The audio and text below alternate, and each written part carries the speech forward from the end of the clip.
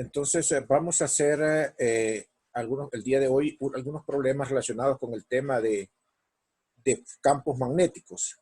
Estamos enfocados más que todo en ver los efectos que tiene un campo magnético sobre una carga en movimiento, sobre una corriente. En el próximo capítulo, la próxima semana, veremos las corrientes como fuente de campo magnético. Y veremos el análogo magnético de la ley de Coulomb, que es la ley de Biot-Savart, y también veremos el análogo magnético de la ley de Gauss, que es la ley de Faraday. Perdón, que es la ley de Ampère. La ley de Ampère es el análogo magnético de la ley de Gauss. Vamos entonces a compartir pantalla. Le voy a agradecer, Desi, que si alguien está ahí, se me escapa a mí, me recuerde para admitirlo. Entonces, vamos a buscar aquí las presentaciones. Vamos a comenzar con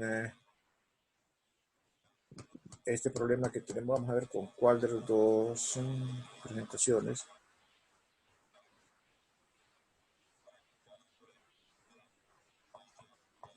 Vamos a comenzar con esta que está acá. Dice la logran ver, la pantalla compartida. Sí. Ok.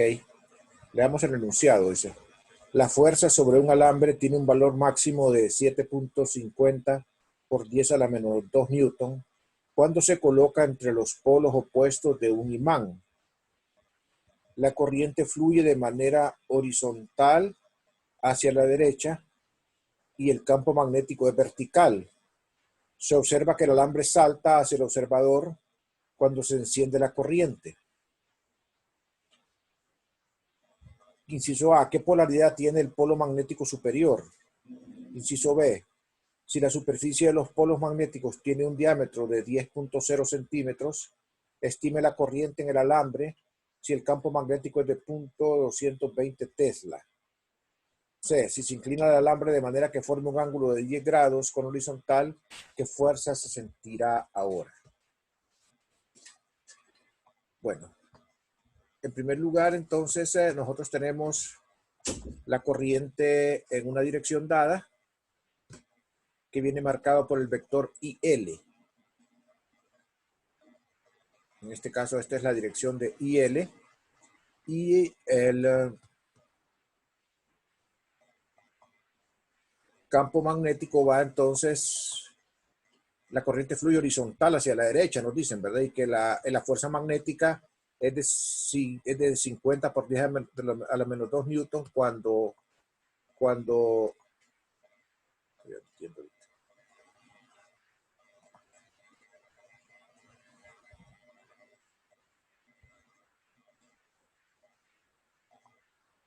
es de 7.50 por 10 a la menos 2 newton cuando se le coloca entre los polos opuestos de un imán. La corriente fluye de manera horizontal hacia la derecha y el campo magnético es vertical. Se observa que el alambre salta hacia el observador cuando se enciende la corriente, o sea que la fuerza es hacia nosotros, hacia acá. Por esa razón, nosotros entonces nosotros colocamos la fuerza hacia acá y la corriente hacia acá. Entonces, como sabemos que la relación es F y L cruz B, para que eso se cumpla, entonces, si tenemos L acá y rotamos IL sobre el campo magnético, en efecto, esa fuerza es una rotación elevó girar, lo que daría un tornillo aflojando y daría la fuerza hacia atrás, hacia nosotros acá. Entonces esta debe ser la orientación del campo magnético y entonces tendríamos acá el polo sur del imán y el polo norte acá. Esa sería la orientación. Ahí respondemos el inciso A, ¿verdad? O sea que implícitamente nos están diciendo que la fuerza viene hacia nosotros y el campo viene para allá. Es la única forma en que eso puede darse si es que el campo sea para arriba, el campo B, de acuerdo a esta relación. Ahora, la fuerza máxima se da cuando el campo y la corriente están a 90 grados, como es en este caso, perdón, en este dibujo, ¿verdad? El campo pudo haber estado perfectamente orientado a un ángulo distinto de L en este plano y hubiera dado una fuerza perpendicular igual que esta hacia acá. Pero así como la dibujé yo aquí ya corresponde a la fuerza máxima, es decir, cuando el ángulo es de 90 grados. Entonces simplemente la fuerza máxima es ILB, cuando el ángulo es de 90 grados como aquí en la figurita. Entonces de aquí despejamos la corriente y la corriente va a ser la fuerza máxima entre L por B. Sustituimos el valor de la fuerza máxima, 7.50 por 10 a la menos 2 newton. Sustituimos L en unidades internacionales, 0.100 metros, y sustituimos el campo magnético también en unidades MKS, que es 0.220 teslas, y el resultado es una corriente igual a 3.41 amperios. Bien, el inciso C, se me olvidó poner ahí el inciso, dice que qué pasa si el alambre se orienta de manera que forme un ángulo de 10 grados con la horizontal, ¿qué fuerza se sentirá ahora? Entonces, si el alambre forma un ángulo de 10 grados con la horizontal, entonces quiere decir que lo tendría inclinado acá y el ángulo con el campo magnético sería de 80 grados. Entonces ya no va a ser la fuerza máxima, obviamente, porque no están el campo y la corriente perpendiculares. Entonces la fuerza es IL. Aquí es una I, ¿verdad? Discúlpenme, aquí corregimos, aquí tengo forma de corregir rápidamente. Aquí es I.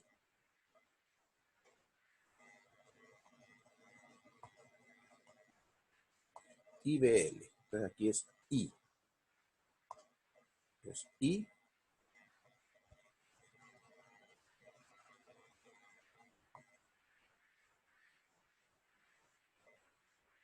IBL. Entonces, eso, cuando tenemos IBL, pues IBL corresponde al valor de la fuerza máxima. Entonces simplemente es la fuerza máxima por el seno de teta. La fuerza máxima teníamos que era 3.41 amperios. Por el seno de 80 va a dar un total de 7.39 por 10 a la menos 2 newton. Una fuerza menor como era de suponerse. Me voy a pausar 30 segundos por si tienen alguna duda en este problema. Un problema elemental, pero va conduciendo los conceptos de cómo se van orientados los tres vectores, ¿verdad? La fuerza, la velocidad, la corriente, el L, o sea, la velocidad de las cargas, y el campo magnético B.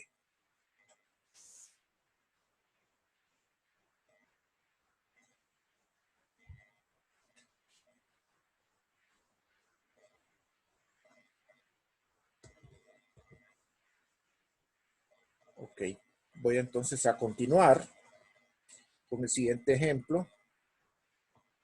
Dice acá, suponga que un alambre de cobre recto de 1 milímetro de diámetro justo flota horizontalmente en el aire debido a la fuerza del campo magnético de la Tierra B, el cual es horizontal, perpendicular al alambre y con una magnitud de 5.0 por 10 a la menos 5 teslas. ¿Cuál es la corriente que conduce el alambre? La respuesta suena razonable, pregunta, explique brevemente. Bueno, sería como un experimento de levitación prácticamente, ¿verdad? Entonces, en un diagrama de cuerpo libre tenemos que el peso va vertical y hacia abajo, y la fuerza magnética para poder equilibrar este sistema dinámico tendría que ir hacia arriba.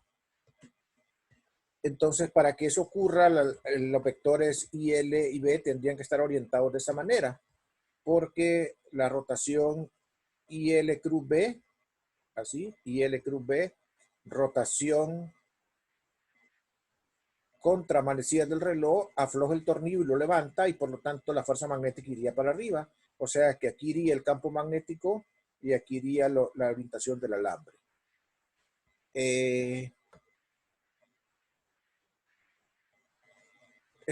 Lo ponemos así porque nos dicen que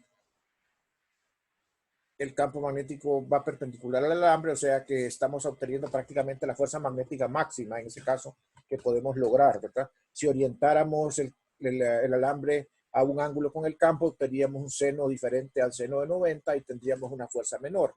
Entonces, con esa orientación, si aplicamos aquí el principio de equilibrio, la primera ley de Newton.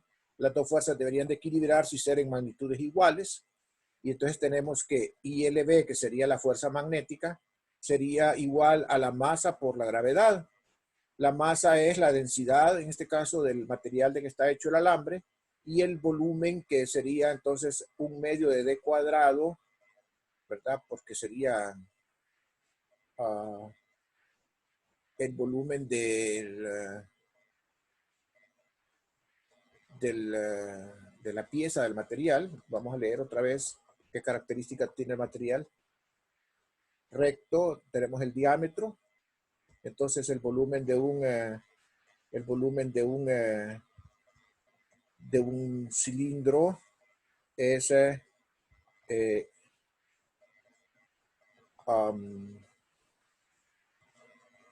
aquí faltó seguramente el pi, porque es el radio de la base por la altura. Entonces aquí debería de ser pi diámetro al cuadrado sobre 4, no sobre 2, o poner el cuadrado aquí afuera. Entonces vamos a corregirlo. Vamos a escribir aquí el volumen del cilindro, que sería pi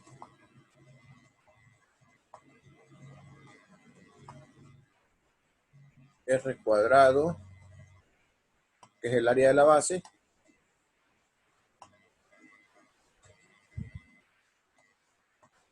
por L. Entonces sería el volumen. Vamos a tachar esto aquí para que no haya confusión. Después ya tenemos los datos y de una sola vez lo calculamos. Entonces sería la densidad,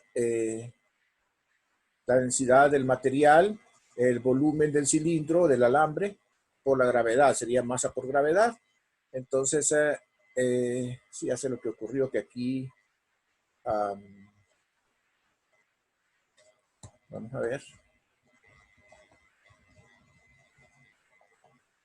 Aquí está correctamente escrito, porque aquí lo que tenemos es el pi, aquí tenemos el diámetro, aquí tenemos el 4. El diámetro, faltó, creo yo, aquí elevarlo al cuadrado. Vamos a ver si el diámetro es 1 milímetro. 1 milímetro es 10 a la menos 3. Entonces aquí debe de ir, en efecto, al cuadrado. Si ustedes tienen una calculadora a la mano, me pueden hacer la operación para ver si en efecto este valor coincide. Porque esto debe ser lo correcto, ¿verdad? Según los datos.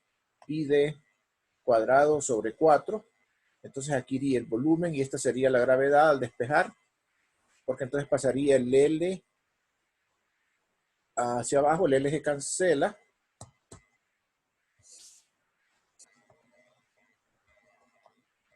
El L se cancela y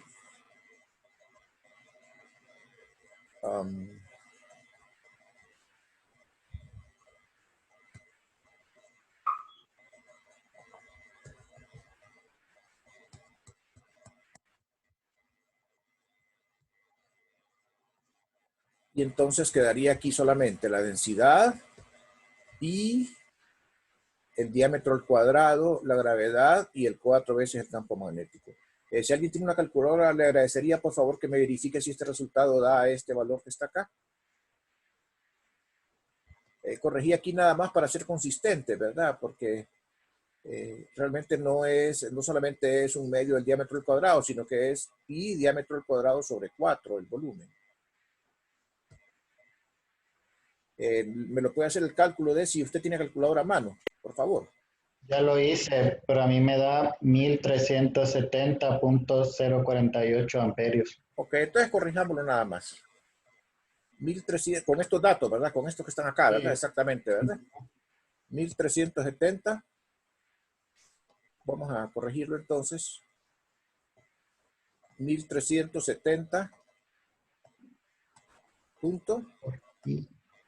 Punto 048. Punto 05 puede ser. Redondeamos a 1370 amperios. Ok. Confirmo, Lee. ¿Confirmado? Sí. Ok, gracias. Bien, entonces hemos contestado ese problema.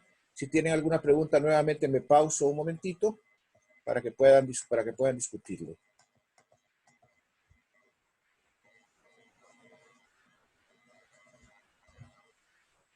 Bien, vamos a continuar entonces. Dice aquí, un alambre rígido de 50 centímetros de longitud se dobla en ángulo recto, justo por la mitad. Una sección yace a lo largo del eje Z y la otra se encuentra a lo largo de la línea Y igual 2X en el plano XY. Una corriente de 20.0 amperios fluye en el alambre hacia abajo del eje Z y hacia afuera del alambre en el plano XY. El alambre pasa a través de un campo magnético uniforme dado por B igual a 0.318 I teslas. Determina la magnitud y dirección de la fuerza neta sobre el alambre. Me pauso un momentito para que lo puedan leer y reflexionar antes de pasar a plantear la solución. Este es un problema un poquitito más complicado, pero tampoco es absolutamente difícil. Ya planteándoselo van a ver que resulta ser bien sencillo.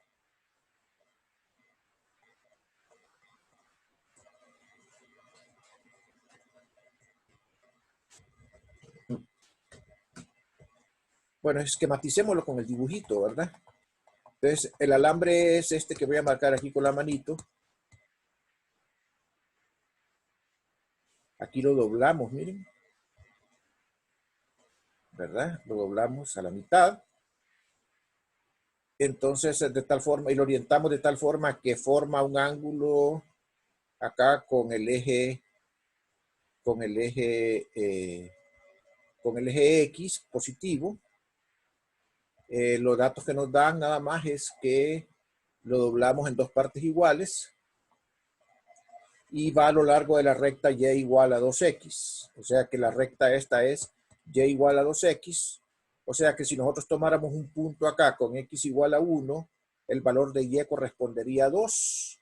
Entonces tendríamos aquí este triángulo 1, 2, o si no, 2, 4, etcétera, con el mismo ángulo θ aquí. Quiere decir que el coseno de este ángulo θ sería 1 sobre la raíz de 5, ¿verdad? Y el seno del ángulo θ sería 2 sobre la raíz de 5. Por la forma en que está orientado sobre la recta Y igual a 2X el alambre. El campo magnético ya nos dan la dirección, ¿verdad? Nos dicen que va en la dirección X y tiene un valor de 0.318 tesla de magnitud. Bien, entonces lo que hacemos en este caso es que, bueno, dividimos el alambre en dos partes. Como que si hiciéramos la integral de dl y nos diera L1 más L2 en la integral, y entonces el L1 sería esta porción de acá que tiene un valor de 0.250 metros Z, porque el alambre tiene una longitud de 50 centímetros y se parte en dos segmentos iguales. Entonces el segmento que queda arriba es de 0.250 metros y entonces le pongo el menos porque el L1, la corriente circula hacia abajo. Entonces si la corriente circula hacia abajo, ¿verdad? Entonces significa que esta corriente, este L1 como vector va en dirección de menos Z. Por eso le pongo el signo menos. Y L2 entonces va en esta dirección de acá, teniendo entonces dos componentes, una componente X y una componente Y. ¿Cuánto vale la componente L2 de X? Pues vale, o sea, como la longitud del alambre total es 0.250, su componente total acá a lo largo del eje X sería entonces 0.250 por el coseno de θ. O sea, sería entre 1 sobre raíz de 5. Y la componente Y total de la longitud del alambre sería 0.250, que es la longitud, por el seno de θ, que es 2 sobre raíz de 5. Quiero pausarme aquí porque ya una vez comprendido esto, es un simple cálculo de vectores el que hay que hacer. Me pauso un momentito para ver si tienen dudas respecto a esta construcción que acabamos de hacer, sobre todo el L2, ¿verdad?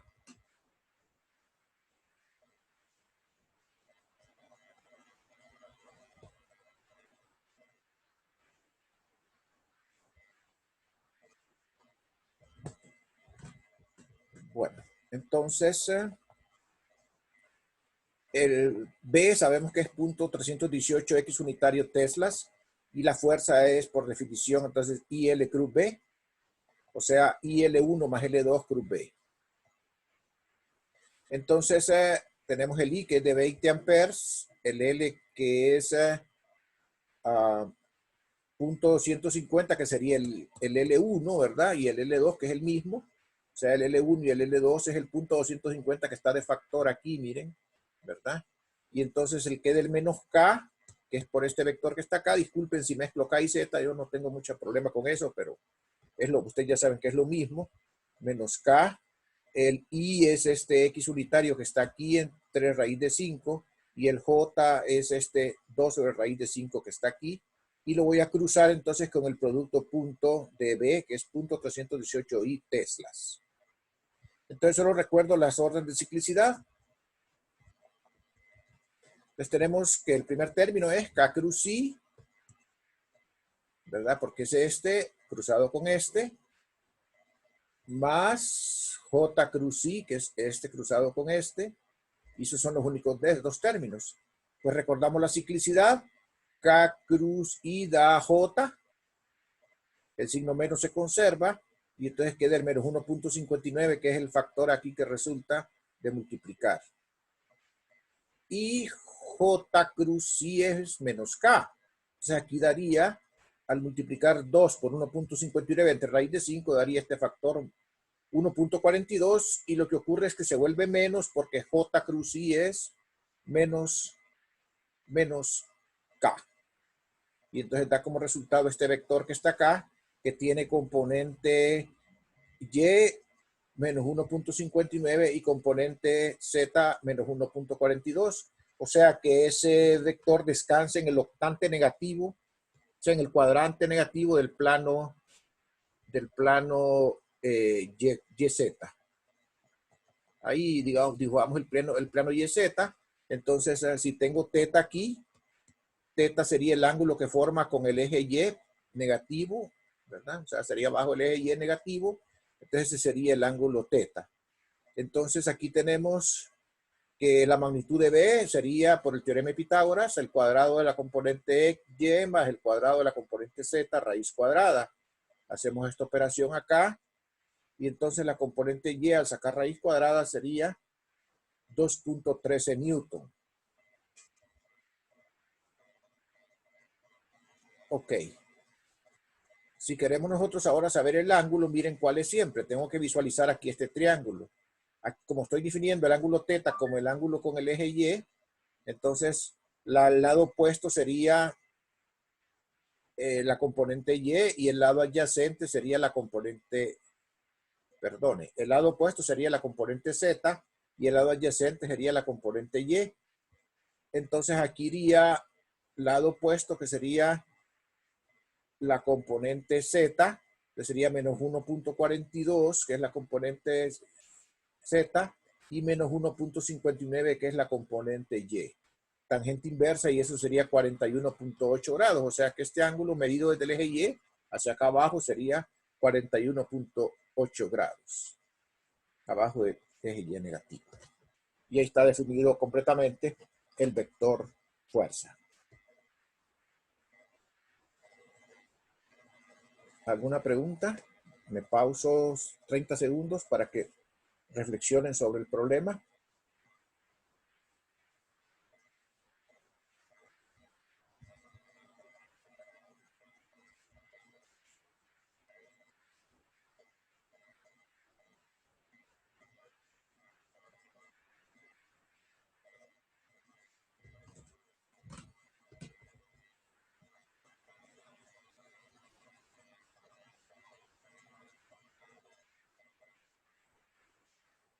Voy entonces a continuar. Dice en este ejercicio, un alambre de 2 metros de longitud conduce una corriente de 8.2 amperios y está inmerso dentro de un campo magnético uniforme B. Cuando el alambre está cuando el alambre está a lo largo del eje más X, una fuerza magnética F igual a menos 2.5 J actúa sobre el alambre.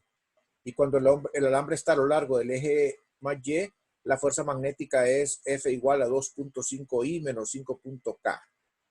Determine B. Entonces ahí nosotros tenemos que considerar las dos situaciones y combinar la información para poder determinar el valor de B. Dejo 30 segundos ahí para que lean el enunciado, mientras, lean el enunciado para que lo comprendan.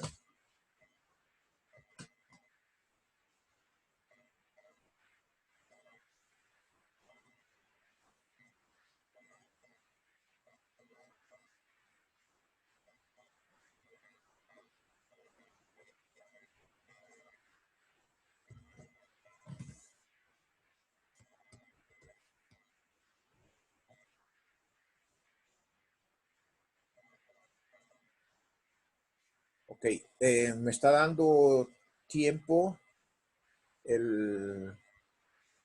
la plataforma Zoom. Voy a retomar en la siguiente parte. Si quieren 5 minutos nos vamos a dar al suspender la sesión para que terminemos antes y tengan tiempo de hacer sus cosas que restan. Solamente quiero recordarles que el día lunes yo estaré dando la clase a la hora normal, solo que no va a ser estrictamente una clase, va a ser una clase construida por ustedes. Ustedes me van a mandar correos o me van a mandar WhatsApps diciéndome qué inciso, de qué problema quieren que discutamos en la reunión del lunes. Es un repaso para el examen. Me refiero a los problemas de tarea. Entonces ustedes me van a decir, profesor, yo quiero que usted revise el problema del capítulo 23, número 15, por ejemplo, inciso B, o todo el problema que lo discutamos. Entonces yo en base a eso voy a preparar mi agenda.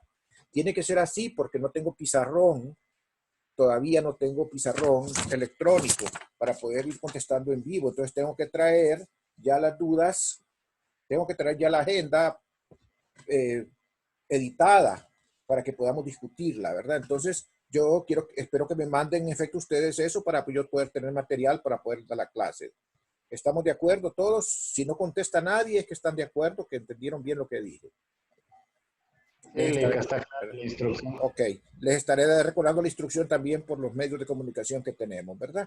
Entonces traigan ahí que nos vamos a quedar el tiempo que sea necesario el lunes para aclararles las dudas, ¿verdad? Pero el lunes sería a las 11 o a las 4. No, a las 11, mijo. Mire, los únicos días a las 4 para mí son cuando yo tengo que salir cada 21 días, los jueves y los viernes.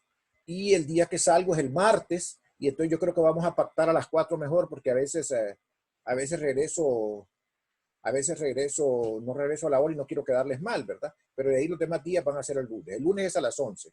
Y nos vamos a quedar el tiempo que sea necesario, ¿verdad? Es decir, nos quedamos el tiempo que sea necesario para aclarar las dudas. Pero mándenme ustedes su agenda, ¿verdad? Para yo poder venir con el material ya preparado y con las dudas despejadas. Ya más o menos definieron la hora del examen. Sí, va a ser, ayer platiqué con la profesora Karen y va a ser a las 9 de la noche. Ah, está bien, perfecto. Es una hora que ya creo que ya está más tranquilo todo, ¿verdad? Sí. Y entonces sí, también yo no creo que haya mucha actividad en el campus, ¿verdad? Sí, ¿Okay? Una hora va a ser el examen. Sí, exactamente, sí, porque los problemas no son de cálculo largo, ¿verdad? Ah, ok. Ok. Está bien. Sí, en una hora no se pueden poner problemas de cálculo largo. Listo. ¿Verdad? Entonces voy a suspender la sesión y en 5 minutos la reabro para que terminemos antes, ¿de acuerdo? Está bien. Bueno.